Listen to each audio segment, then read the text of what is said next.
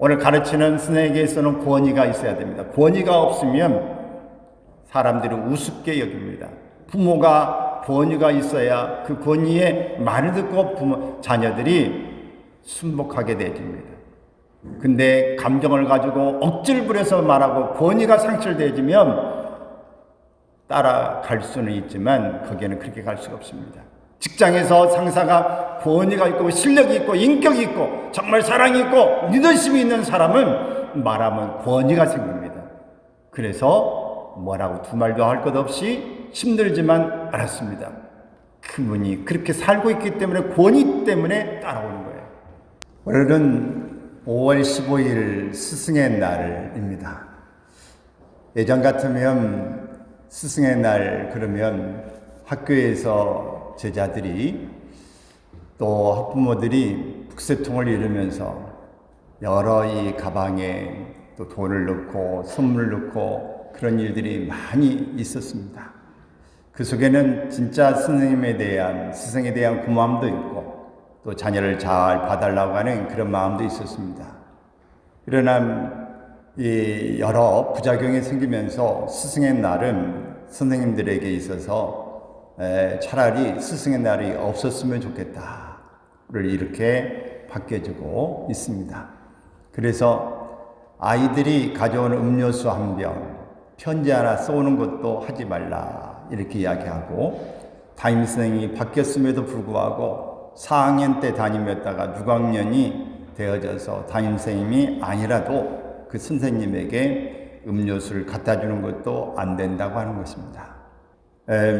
이만큼 여러 이 불편함 또 부정을 막아내는 것은 좋지만 스승과 제자의 이런 삶이 윤리적인 잣대에 우리를 모든 법의 잣대를 가지고 되면 삭막해지고 부작용은 사라진 반면에 끈끈한 면도 함께 사라져버리는 참 아이러니한 이게 참 어렵습니다. 법을 가지고 냉정하게 갖다 대면 원칙은 세워진 것 같은데 그 원칙에서 또 다른 그 파생돼야 될 좋은 요소들이 사라져버리게 되어집니다. 직장도 가정도 사랑이라는 걸 가지고 그 좋은 취지는 있지만 그것이 원칙으로 또 인간미가 없이 갖다 대면 상처가 되고 날카로운 칼이 되어진다고 하는 것을 볼 수 있습니다. 어메이징 메리라고 하는 그 영화, 이 어메이징 메리라고 하는 영화 내용은 바로 이렇습니다.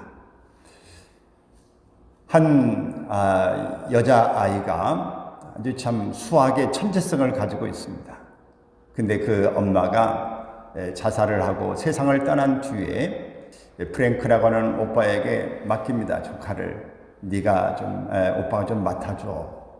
그래서 프랭크 삼촌이 이 메리를 양육하게 되는데 메리는 수학의 천재성을 가지고 있지만 평범하게 살기를 원했습니다. 그래서 평범하게 살게 하려고 애를 쓰는데 학교에서 담임선생님과 이 교장선생님이 수학의 천재성을 가지고 있는 걸 보고 특별 영재 학교에 보냅시다. 특별히 키웁시다 하고 이렇게 계속 말하게 되는데 계속 프랭크는 잘라냅니다. 또 이 할머니가 이 사실을 알고 자기 딸이 이 수학의 재능을 가지고 그렇게 천재성을 가졌는데 그 재능을 그대로 이 손녀 딸이 가지고 있는 걸 알고 양육권을 가지고 분쟁합니다. 이런 거 있다 나중에 반전이 이루는 그 사건은 딸이 할머니의 딸 메리의 엄마가 왜 죽었는가, 그것은 수학적인 천재성을 가지고 특별하게 가면서 목표를 설정했는데 목표를 다 이루었어요. 다 이루고 난 다음에 더 이상의 뭘 바라볼 게 없는 상태에서 허무하여서 자살했다고 하는 이 사실입니다. 그래서 이 내 딸은 그렇게 키우지 않았으면 좋겠다, 평범하게 살았으면 좋겠다라고 그렇게 생각을 한 것입니다. 교육을 우리가 가르칠 때 어떤 것이 바람직한 교육인가, 참다운 스승은 어떤 모습이 하는가 하는 것을 생각하게 하는 하나의 영화의 스토리입니다. 이런 이 교육의 모습, 또 스승의 모습에 대한 이야기들을 우리 일선에서, 가정에서는 부모가 스승이고 학교에서는 선생님이 스승이고, 또 학원에서도 우리 모든 직장에서도 하나하나 먼저 선배들이 어쩌면은 이 일을 하나하나 가르치고 본을 보여주는 스승의 역할을 할 수도 있습니다. 어떻게 해야 할 것인가? 오늘 본문에 나오는 서기관과 바리새인들은 유대 사회의 종교 지도자들로서 존경을 한몸에 받던 자들이었습니다. 그런데 예수님은 서기관들과 바리새인들을 책망하시면서 그들의 잘못을 지적하셨습니다. 서기관과 바리새인들의 잘못을 구체적으로 살펴보면 형식적인 율법주의적의 모습에 얽매여 있습니다. 진실한 마음으로 하나님을 따르지 않았습니다. 열심히 하는 것 같은데, 대단한 것 같은데, 형식은 있는데 내용이 결핍되어 있습니다. 마음이 떠나 있습니다. 진실한 마음으로 하나님을 따르지 않았다는 것을 어떻게 알 수 있는가? 2절, 4절에서 보게 되면 먼저는 언행이 일치되지 않았다 하는 겁니다. 그들은 모세의 율법을 가르치는 위치에 있던 자들입니다. 그러므로 율법을 바르게 가르치며 백성들의 본이 되어야 했습니다. 그러나 그들은 말만 하고 지키도록 강요는 했습니다. 그리고 백성들이 해석하여 백성들에게 지키도록 강요한 것입니다. 그리고 백성들이 잘못하면 정죄하고 판단하는 잔인함까지 보여주었습니다. 이론은 빠삭한데, 이론은 잘 가르치는데, 비판은, 비난은, 판단은 할 수 있는데 자기의 행동은 없었다 하는 것입니다. 남은 지적은 잘하는데 자신의 모습은 정작 그렇게 행하고 있지 않더라는 것입니다. 둘째는 5절에서 말씀하고 있는데 하나님보다 사람들의 눈을 더 의식했습니다. 그들은 자신들의 경건을 과시할 목적으로 기도할 때 이마나 왼쪽 팔에 붙였던 경문을 더 크게 만들었습니다. 겉옷에 내 귀에 장식으로 달았던 옷을 크게 하여 사람들의 눈에 보이고자 했던 위선자들입니다. 경건의 모양은 있으나 경건의 능력은 갖추지 못했습니다. 경건은 같은데 능력이 없는 겁니다. 셋째는 6절과 7절에서 나타나는 것처럼 지나친 명예욕과 교만을 가졌습니다. 그들은 항상 사람들에게 대접을 받으며 높임을 받고자 했습니다.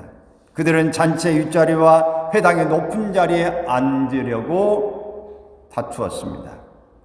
납비, 선생이라는 칭함받기를 좋아했고 시장과 같은 곳에서 인사받는 것을 좋아했습니다.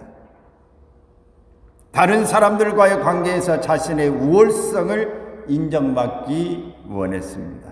이러한 그들의 모습은 교만의 극치라 아니할 수 없습니다. 나 이 정도 기도하는 사람이야. 나 이런 사람이야. 나 성경 이 정도 읽고 있는 사람이야. 나 전도 이 정도 하는 사람이야. 내 지위 이런 정도 되는 사람이야. 나 봉사 이 정도 하는 사람이야. 나 좀 알아줘. 나발을 불고 공개적으로 보여주는 사람의 모습, 서기관과 바리새인의 모습이라고 예수님은 지적하고 있습니다. 예수님께서는 서기관과 바리새인들의 외식을 지적하시면서 잔과 겉은 깨끗하되 그 안에는 탐욕과 방탕이 가득하다. 23장 25절에서 말씀하고 있습니다. 이걸 가리켜 다시 예수님은 이렇게 말씀합니다. 회칠한 무덤같이 겉으로는 아름답게 보이지만 그 안에는 죽은 사람의 더러운 것들이 가득하다. 우리나라와 다르게 이 유대의 무덤은 바로 스케석이 되어져 있어서 파면 꽤 잘 파지기는 하는데 공기가 들어가면 단단히 굳어버리는 것입니다. 그래서 거기에 무덤이 있는데 거기다 회를 칠해서 자 이렇게 지저분하지 않게 해놓지만 겉은 그럴싸하지만 속에는 무덤으로 시체가 있는 그런 모습으로 비유하고 있는 것입니다. 예수님은 그들의 외식과 불법을 지적하시면서 몇 가지를 교훈하셨습니다. 먼저는 납비라 칭함을 경계하셨습니다. 납비란 선생이란 말로 일반인들을 깨우치고 교훈하던 자들을 부르는 존칭이었습니다. 이 납비들은 더 훌륭한 지식을 소유할 뿐만 아니라 실제 생활에서도 모범을 보일 수 있는 자여야 합니다. 그러므로 야고보는 야고보서 3장 1절에 같이 읽습니다. 너희는 선생된 우리가 더 큰 심판을 받을 줄 알고 선생이 많이 되지 말라라고 말씀합니다. 이유는 인간은 누구나 온전할 수 없고 무엇보다 말의 실수를 제어할 수가 없기 때문입니다. 그래서 납비라 칭함을 받지 말라. 우리가 선생이 되고 교수가 되어주고 어떤 지도층이 되어주면 그만큼 무게감을 갖습니다. 그만큼 책임감을 갖습니다. 그만큼 많은 사람들의 시선이 집중되게 됩니다. 그만큼 그 사람은 거기에 따른 자세가 있어야 하는 것입니다. 둘째, 납비는 오직 한 분 예수 그리스도이십니다. 유대인의 관원으로서 바리새인 중에 니고데모라는 사람이 있었습니다. 그는 예수님을 가리켜서 납비요, 우리가 당신은 하나님께로부터 오신 선생인 줄 아나이다. 요한복음 3장 2절에서 말씀했습니다. 니고데모는 관원이었습니다. 대단한 사람이죠. 지금 같으면 국회의원 이런 사람인데 그가 예수님을 가리켜서 예수님은 교육 수준이 낮습니다. 목수의 집안의 사람입니다. 가난한 사람입니다. 이런 사람에게 납비어라고 말씀하고 있습니다. 이것은 우리 그리스도인들의 선생은 하나님께로부터 오신 예수 그리스도 외에는 아무도 없다고 하는 사실을 말씀합니다. 마태복음 23장 8절의 말씀을 보면은 너희는 납비라 칭함을 받지 말라 너희 선생은 하나요 라고 말씀하고 있습니다. 예수님만이 우리의 스승이다, 선생이라고 하는 사실을 기억하시고 내가 스승의 자리에, 선생의 자리에 올라가지 않기를 바랍니다. 뭘 가르치고 내가 대단하다고 하는 것을 이제 생각을 하면 사람들을 좌지우지 하려고 하는 생각을 갖습니다. 요즘에 직장에서 그거 통하지 않습니다. 상사가 우리를 그렇게 했다가는 완전히 꼰대 짓한다고 그럽니다. 꼰대는 나이만 많이 먹은 사람이 꼰대가 아닙니다. 젊은 사람도 젊은 꼰대가 있어요. 제일로 꼴물게는 나이 든 꼰대보다 젊은 꼰대가 더 꼴보기 싫다, 더 힘들다, 더 꼬장을 부린다, 이런 말들을 합니다. 같이 하는데 조금 더 그 일에 대해서 자기를 드러내고 상대방을 불편하게 하는 일이 바로 꼰대로 가게 되는데 좋은 스승의 선생의 모습은 결코 될 수 없습니다. 예수님도 자신을 교사라 하셨고 제자들도 그를 교사로 모시고 따랐습니다. 예수님은 모델 교사였습니다. 그런 인격적인 면에서나 행위적인 면에서도 교사의 모델이 되셨습니다.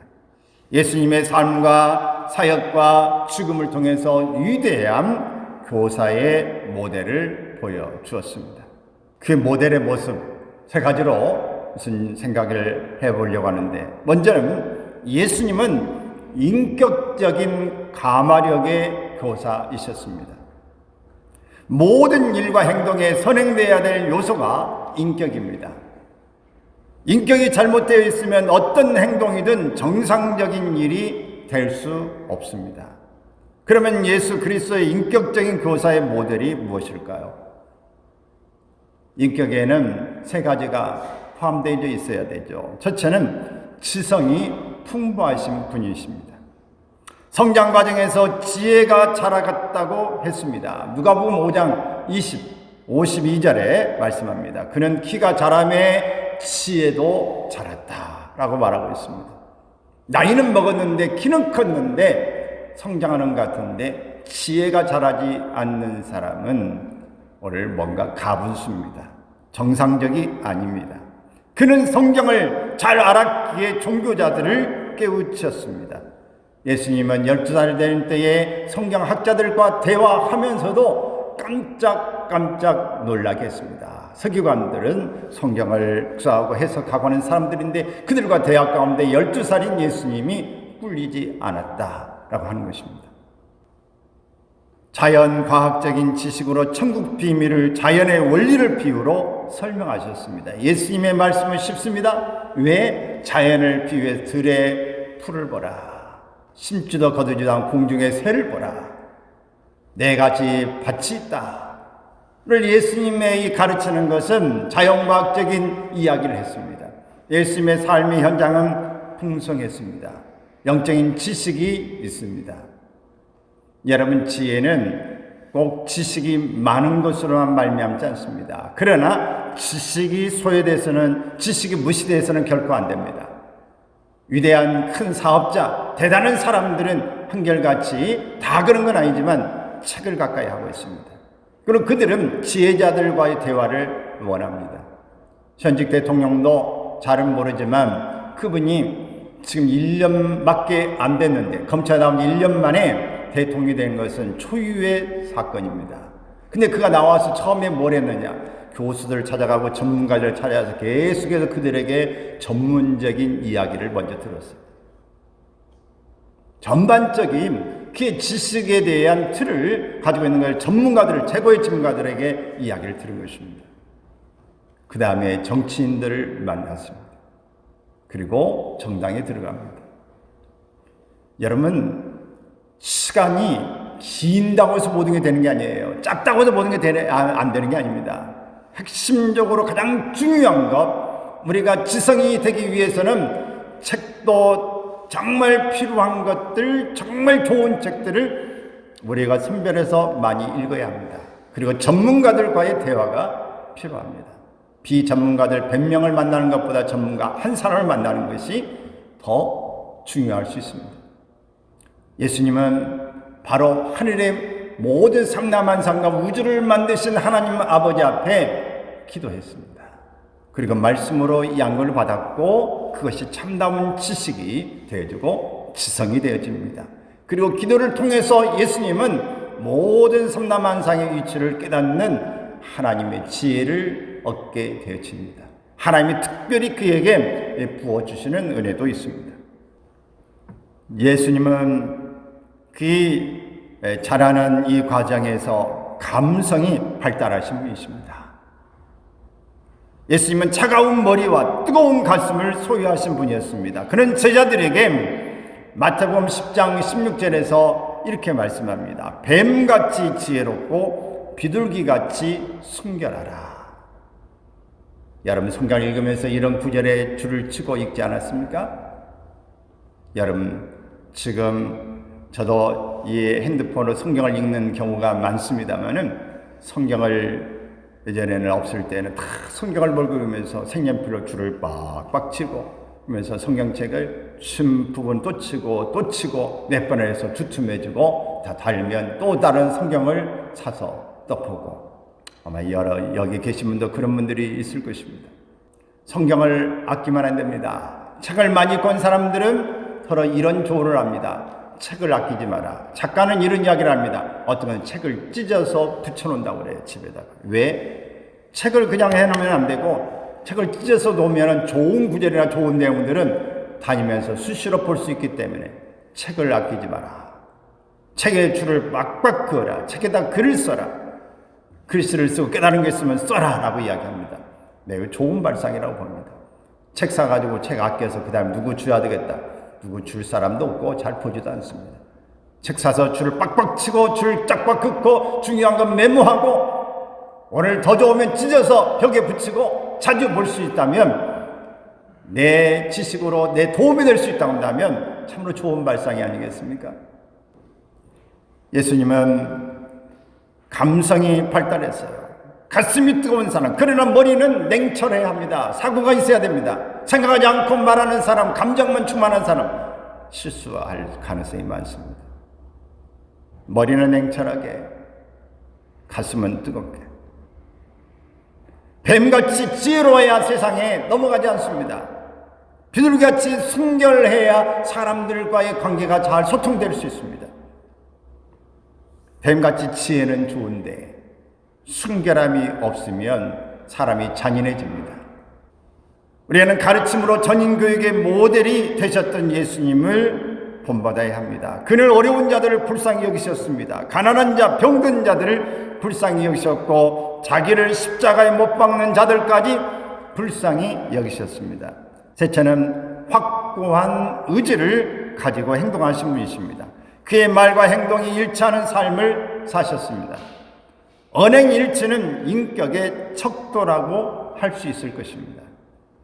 교사에게 있어서 언행일치는 어려운 일이지만 예수님을 본받아 인격적인 가마력의 교사들이 되시기를 바랍니다. 지성, 감성, 의지는 하나님의 성품이자 우리 인간에게 주신 선물입니다. 이 선물을 잘 가다듬고 가꾸면 분명 위대한 작품이 나옵니다. 인격은 조약들처럼 굴리고 굴리면서 깎이고 깎이면서 맨들맨들해지는 그 모습이 돼야 좋은 인격이 됩니다. 어떤 사람은 뼈를 깎아서 바늘을 만드는 사람이 있고 뼈를 깎아서 돌을 깎아서 화살촉을 만들고 칼을 만들듯이 오랜 정성과 시간을 투자해야 이루어지는 것이 좋은 인격입니다. 여러분, 좋은 인격을 이루시기를 바랍니다. 하나님은 사람마다 아름다운 달란트, 재능을 주셨습니다. 이 달란트를 찾아주는 것이 바로 스승입니다. 가정에서도 자녀에게 좋은 재능을, 달란트를 찾아주는 것이고 학교 스님도 자녀들에게, 오늘 제자들에게 좋은 재능을 길러주는 것입니다. 직장에서 상사는 오늘 부하 직원들에게 좋은 재능에 맞는 일터를, 부서를 맡겨주는 것이 지혜로운 일입니다. 그리고 잘한다고 그것들을 칭찬하고 격려해 줄 때에 그 부분에 더욱더 자신의 재능을 발휘할 수 있습니다. 기도하고 말씀을 통한 자신의 사명을 깨달을 때 꺾이고 굴려감이 없이 올곧게 인격 안에서 자신의 길을 곧바로 갈 수 있습니다. 우리가 하나님 앞에 기도하다 보면 하나님이 나에게 이 생각을 주시고 이 길을 가기를 원하시고 이렇게 하기를 원하신다고 하는 확신이 있는 사람은 그 길을 꺾이지 않고 가는 것입니다. 나는 우리 모두가 하나님 앞에서 이런 확신을 얻을 수 있는 방향의 길을 갈 수 있기를 바랍니다. 하나님 앞에 기도하고 확신이 있고 이게 내 사명이고 내가 가야 될 일이고 내가 지금 해야 될 일이라고 하는 것에 확신이 생겨나기를 바랍니다. 이런 사람은 뒤를 돌아보지 않아요. 이런 사람은 꺾이지 않습니다. 예수님은 인격적인 가마력의 교사였습니다. 또 예수님은 행위적인 모델인 권위 있는 교사였습니다.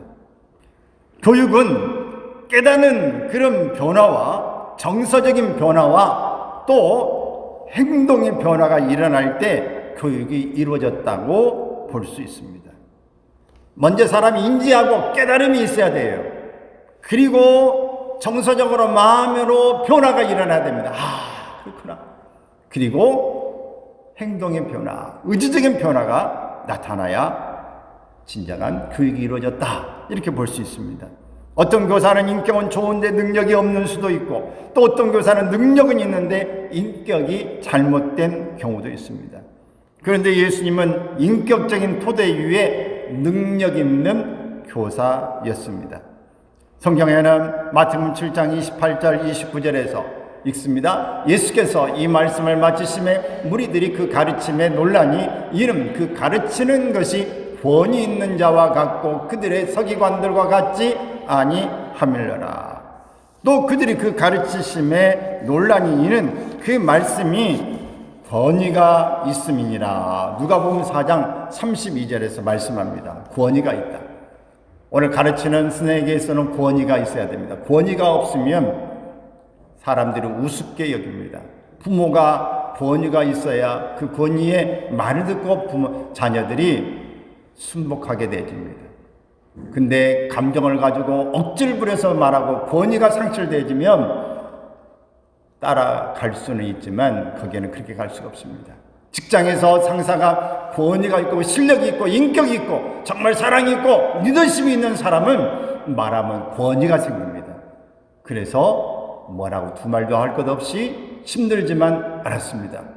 그분이 그렇게 살고 있기 때문에 권위 때문에 따라오는 거예요. 흠이 없이 윤리적으로 깨끗하고 열심히 일하는 사람 밑에서는 그렇게 그 권위를 인정하고 가는 것입니다. 교사의 권위는 교사가 갖춰야 될 품위요 교육 성과의 열쇠입니다. 선생님이 선생님답지 못하는 일 가운데 제자들을 가르칠 때에 그 효과는 좋은 모습으로 나타나기 어렵습니다. 이 권위는 하나님의 말씀이 능력 있게 전달되었음을 말하는 것입니다. 예수님의 교육은 항상 능력이 있어서 사람들의 생각과 마음과 삶 자체를 변화시켰습니다. 디모데전서 4장 12절 말씀 읽습니다. 그들이 오직 말과 행실과 사랑과 믿음과 정절에 있어서 믿는 자에게 본이 되라. 디모데전서 4장 12절에 말했어요.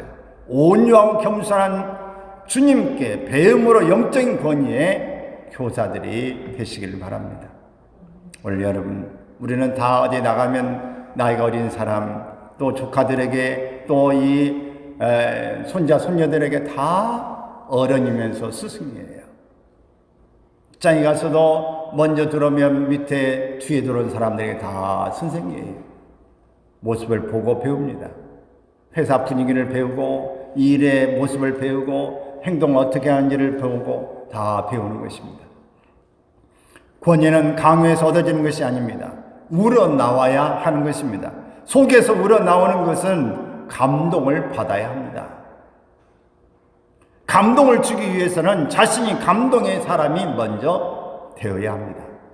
권위로부터 권위를 인정하고 권위를 부여받아야 합니다. 하나님의 권위를 인정하고 하나님의 권위로부터 오늘 내가 부여받을 때에 권위 있는 사람이 되어지고 권위 있는 모습을 가지고 나올 때 권위 있는 그런 삶을 통해서 많은 사람들이 따라올 수 있습니다. 능력 있는 자는 능력의 힘 입힘을 받아야 진정한 권위를 행사할 수 있습니다.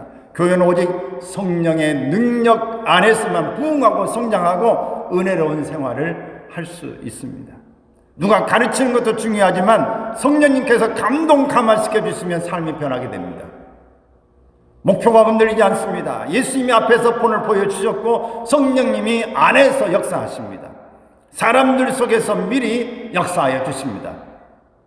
오늘 기도하고 준비하면 하나님께서 미리 네가 염려하지 말라, 네가 관원들 앞에 설 때 무슨 말 할까 염려하지 말라, 내가 미리 그 자리에 서게 되면 무슨 말을 해야 될지 너에게 미리 알려주겠다, 감동해 주겠다, 그렇게 말씀하세요. 전화로라 신방하고 갈 때 우리가 가능하면 우리 미리 준비하고 가기도 합니다만은 어떤 데는 준비하지 못하고 갈 때도, 어떤 데는 준비하려고도 뭐가 생각나지 않을 때 있어요. 그러면 기도하고 가다 보면 하나님께서 가면서 생각을 주시고 자리에 앉으면 생각을 주시고 할 말을 주십니다. 그 집에 가면 그 집의 상황을 보여주시게 되고 미리 준비하게 되면 그 집의 상황을 환상으로 보여주시기도 하고 지적으로 깨달음을 주기도 하시고 말씀을 주시기도 하고 찬양을 주시기도 하시고 여러 가지 모습을 하나님이 미리 주십니다. 예수님께서 우리에게 먼저 너희는 이렇게 하라고 하는 것을 삶으로 모범을 보여주셨어요. 성령님은 우리 안에서 역사하십니다. 성령님께 우리에게 깨닫게 하셔요. 지혜를 주시는 것입니다. 그리고 성령님이 미리 우리가 기도하면 길을 준비해 놓고 계시는 거예요. 그 사람의 마음을 움직여 놓고 준비하고 계시는 것입니다.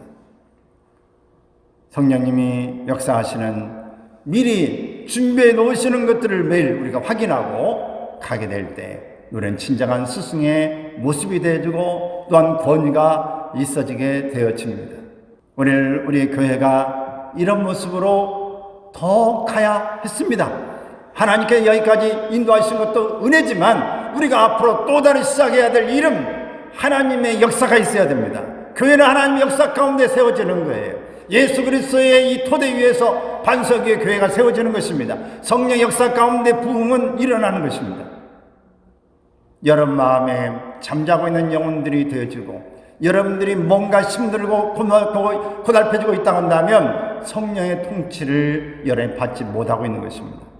예수님처럼 말씀으로 매일매일 말씀으로 드러나고 말씀으로 여러분들이 삶을 갖고 묵상하고 기도하면서 하나님의 뜻을 깨닫고 성령이 열어가며 통치하신다면 여러분들 속에서 기쁨이 사라질 수가 없습니다. 환경은 어렵고 힘들지만 여전히 희망 가운데 믿음 가운데 소망은 흔들리지 않고 하나님이 지금이 힘들지만 반드시 나와 함께 하시고 나를 축복하시고 인도해 주신다고 하는 확신을 잊어버리지 않을 것입니다. 오늘 이것이 마음 흔들고 있는 사람은 영성이 약해져 있는 것입니다. 어쩌면 영성이 없는 상태, 빈 깡통일 수 있습니다. 요즘에 코인 한다고 우리나라에 크게 2개 있다가 미국에 상장도 하고 기업에 있다가 다 상장 내렸습니다. 잘못돼가지고 90% 이상이 다 가격이 내리는 거예요. 지금 여기에서도 코인을 하고 있고 비트코인 이런 걸 하고 주식하는 사람도 있을지 몰라요. 주식은 해야 경제는 살아납니다. 코인도 하는 것도 유익할 수 있어요. 그러나 저는 그런 거 하나도 하지 않습니다. 할 돈도 없고 있다고 해도 할 생각이 없습니다. 저는 코인, 비트코인 같은 거 처음부터 앞으로 가면 그 새해가 돈이 없는 비트코인의 새해가 될지도 모릅니다. 앞으로 지폐가 없이 그렇게 돼 갈지도 몰라요. 문제는 호황된 꿈을 꾸는 것입니다. 오늘 넣으면 20%씩 더 마진을 주겠다고 말한다든지 호황된 꿈을 꾸는 일은 바람직하지 않습니다. 과도한 정말 기업을 돕고 기업을 성장시키는 대가로 나도 거기에 대한 배당을 받겠다는 의미는 주식은 좋은 의미라고 볼 수 있지만 일확천금을 누리는 일은 좋은 현상이나 좋은 생각이라고 볼 수 없습니다. 사랑하는 여러분, 오늘 교회가 성장하고 나아가는 일에 성령이 필요합니다. 기도가 필요합니다. 가정이 일어나고 자녀가 잘 되기를 원하고 좋은 스승으로 내가 맡겨진 일에 어디서나 현장에서 권위 있는 모습을 살기로 한다면 주님 앞에서 권위를 받기를 바랍니다. 먼저 그보다 더 중요한 것은 하나님의 권위를 인정해 드리기 바랍니다. 말씀의 권위를 인정해 드리세요. 하나님의 능력을, 하나님의 권위를 인정해 드리세요. 그것이 바로 그 앞에 엎드리는 것입니다. 기도하지 않는 사람, 하나님의 권위를 인정하지 않는 사람이에요. 하나님의 능력을 기도함으로 받는다고 하는 것을 부인하는 사람입니다. 말씀을 인지 않는 사람, 내 힘으로 살아가겠다는 것입니다. 내 기준으로, 내 지식으로 살아가겠다는 교만한 사람입니다. 그런 말씀을 읽으면 다냐? 아니요. 말씀 읽는다고 다 말씀의 사람 되는 게 아닙니다. 그러나 죄악들처럼 오늘 이 비바람에 몰아치고 살아가지만 큰 나무가 되는 것은 눈보라를 맞아가면서 인고의 세월을 견뎌가는 그 과정 속에서 큰 나무로 다 세워가는 것입니다. 한 번에 물을 맞아서 좋은 큰 그릇이 될 사람은 없습니다. 오늘도 실패하고 내일도 실패해도 그럼에도 불구하고 반복해서 계속해서 콩나물 자라듯이 믿음은 자라고 우리의 삶은 그래도 그럼에도 불구하고 지탱할 수 있는 힘을 얻게 되어지는 것입니다. 일본 프로야구의 경사가 났던 일, 바로 몇 년 전의 사건입니다. 갓 20살인 사사키 노키가 퍼펙트 게임을 달성했습니다. 13타자 연속 3진을 포함해 19탈3진을 기록하면서 승리에 필요한 공은 단 105개였다. 일본 프로야구 역사상 16번째였다. 게다가 그는 완성형 투수가 아니다. 나이가 말해주셔도 아직 미완의 투수인데 이것은 야구의 신이 일본에 선물을 보냈다고 흥분할 만한 사건이었습니다. 그런데 사사키에게는 단순히 타고난 천재적 재능만, 능력만 있는 것이 아니고 아픔이 있었습니다. 사사키가 10살 때인 2011년 동일본 대지진과 함께 들이닥친 쓰나미로 아버지와 할아버지를 잃었습니다. 자신과 캐치볼을 하면서 장래에 훌륭한 야구 선수가 될 수 있다고 응원하던 아버지의 갑작스러운 죽음은 어린 사사키에게는 충격이었습니다. 이 일로 사사키는 지금 살아있는 것이 당연하지 않다. 지금 있는 것이 언제까지 있는 것은 아니다. 이런 생각을 하면서 자기에게 주어진 일상을 소홀히 여기지 않고 최선을 다한 결과 20살짜리가 신이 보낸 일본의 야구 선수라고 이런 고백을 하게 됩니다. 저는 야구에 대해서 잘 모릅니다. 그러나 자료를 찾다 보니까 좋은 자료가 있어서 소개하고 있는 것입니다.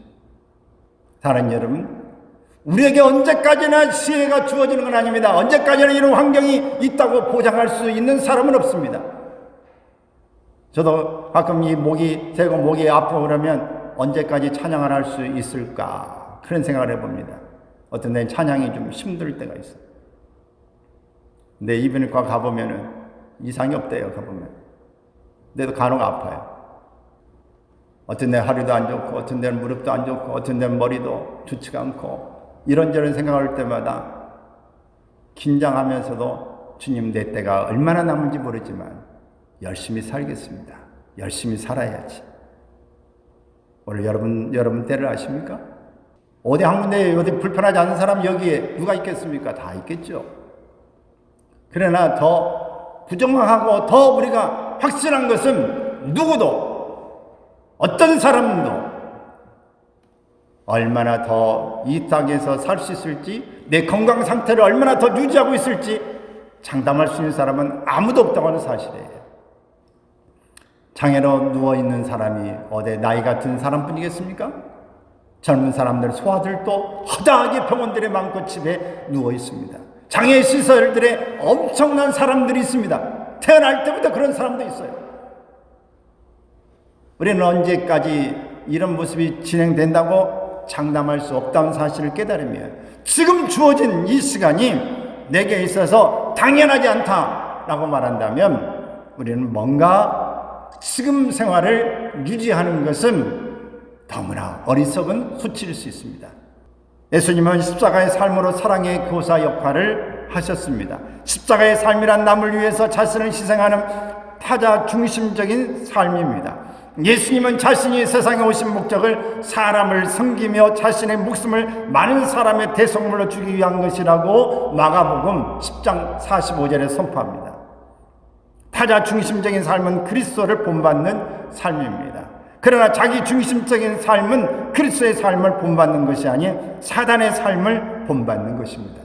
예수님은 제자들과 아침 식사를 마친 후에 베드로에게 요한의 아들 시몬아 내가 다른 사람들보다 나를 더 사랑하느냐? 라고 물었습니다. 주께서 아십니다. 시몬의 아들 요한아 내가 나를 다른 사람보다 더 사랑하느냐? 주님께서 아십니다. 내 양을 먹이라. 내 양을 치라. 오늘 사랑한다고 하는 말은 섬기는 것입니다. 내 양을 치고 먹이는 일입니다. 오늘 여러분의 주어진 사명을 감당하는 일이 바로 주님을 사랑하는 모습인 것입니다. 예수님은 세상에 있는 자기 사람들을 사랑하시되 끝까지 사랑하셨다고 말씀하고 있습니다. 십자가의 희생적인 사랑이 교사가 될 때에 변화가 일어나는 것입니다. 오늘 여러분 교회에서 무슨 일 한다고 여러분이 뭐 대단한 봉사하고 있다고 맞아요. 대단한 일하고 있습니다. 왜? 안 하는 사람에 비해서 대단한 겁니다. 그러나 지금도 일주일 내내 새벽 기도 빠지지 않고 하는 사람 저녁에 기도하고 선교하고 봉사하고 오늘 은퇴하고 나서도 열심히 일하는 사람들이 수없이 있습니다. 방송 설교하고 강의하고 무보스러운 사람도 많습니다. 해외 선교로 가서 일생을 그들을 위해서 투자하는 사람들도 있습니다.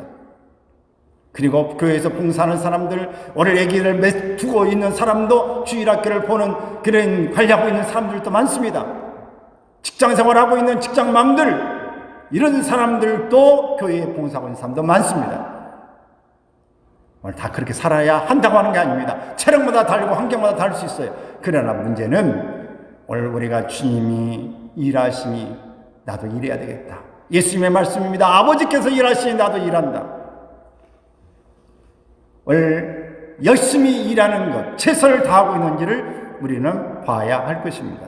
교육자 베살로치는 교육에서 가장 중요한 것은 손도 아니요 머리도 아니요 가슴이다 라고 이야기했습니다. 여러분 바쁘셔서 수요일 예배 금요일 날 나오기 어려우신가요? 주일 오후도 참석하기 어려우신가요? 건강한 요한서 안 됩니까? 왜 예배에 참석하지 못할 이유가 어디 있습니까? 여러분 혼자 너무 잘하기 때문에 오면 은혜가 안 되기 때문에 그렇습니까?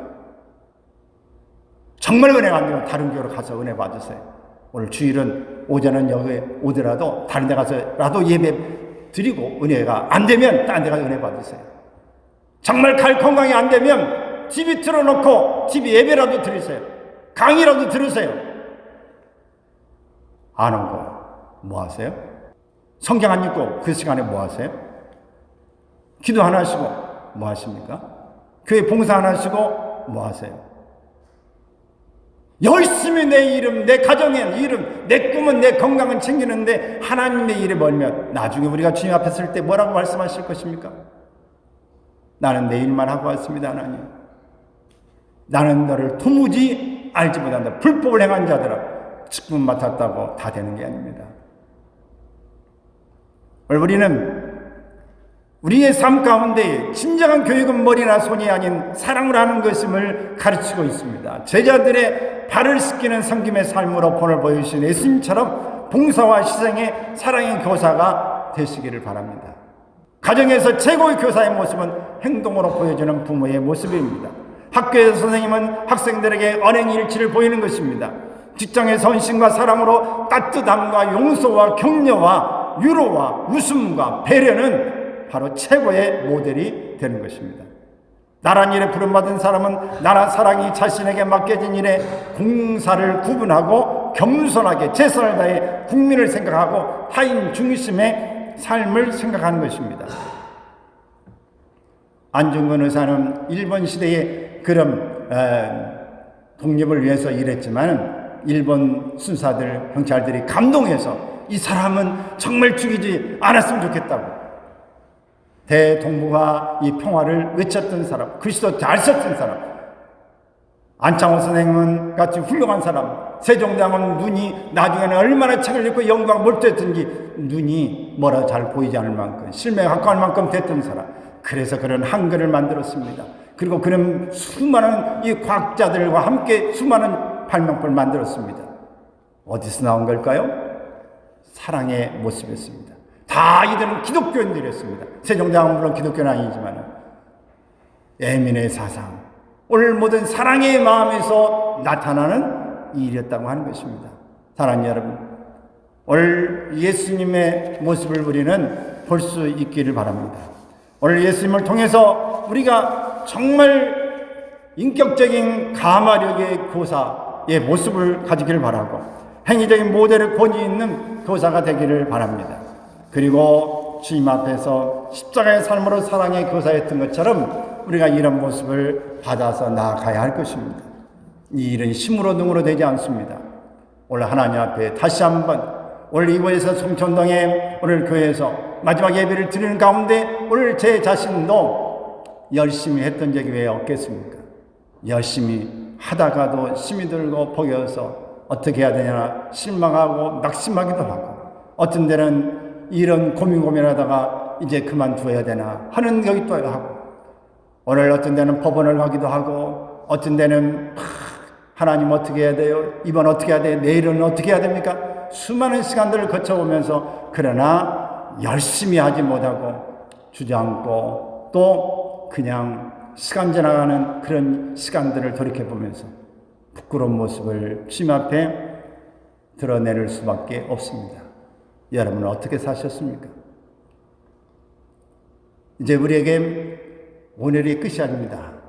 새로운 시작, 새로운 모습, 지금까지 예전에 뜨거웠던 모습이 내게 식어졌답니다. 다시 충전해야 합니다. 다시 주님을 향해서 주님이 그러셨던 것처럼 나도 그렇게 해야 할 것입니다. 그것이 바로 주님의 제자입니다. 우리의 때가 얼마 남지 않을 수도 있습니다.